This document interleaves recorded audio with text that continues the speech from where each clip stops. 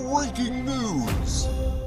Which already felt somewhat on the larger size for a mobile console. Its size is almost certainly dictated by two factors: the amount of power flowing through the machine and the need to dissipate the heat generated. More area effectively gives the hardware engineers more possibilities in keeping the device cool.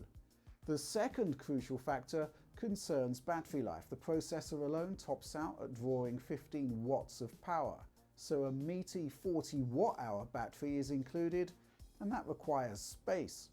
Thankfully, with this real estate available containing the 7-inch 1280 by 800 60Hz LCD panel is not too much of a challenge. The size of the machine also serves to house the complex controller setup. Dual capacitive sticks, well, the machine knows when you're touching them.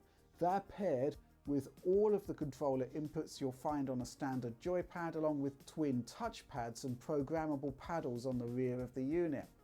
From a controller standpoint, the idea is to ensure complete compatibility with the PC library, an extension of the philosophy behind the original Steam controller.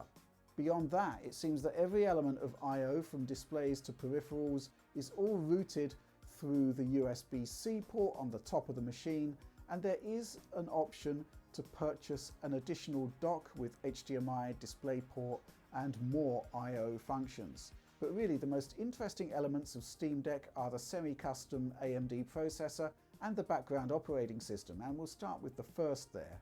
Valve, via IGN, describes the chip as being next-gen in nature using the latest architectures, which is true, but only if we consider the consoles as the defining factor of what a generation actually is.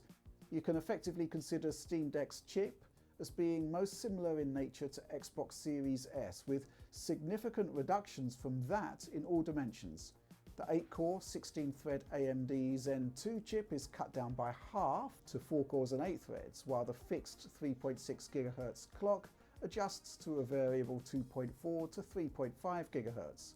Series S's 20 RDNA2 compute units drop down to just 8, and again, a fixed clock on the Microsoft machine of around 1.6 GHz shifts to a variable 1 GHz to 1.6 on Steam Deck, meaning a range of 1 teraflop to 1.6 teraflops of GPU compute up against the locked 4 teraflops of Series S. Bearing in mind that we've measured Series S as drawing up to 82.5 watts of power, we do need to keep expectations in check about the performance of Steam Deck. So why have I chosen Series S as the comparison point here? Well, I think longevity of this system is a key concern. Series S is effectively the baseline for next generation games development, and yeah, Steam Deck is considerably less powerful, but on the flip side, the chip has much more in common with that console than Switch does with the last gen equivalent consoles. Of course, up against the specifications of Nintendo Switch, this is hugely more powerful in every dimension you can pretty much imagine. Another key decision Valve has made about the specifications.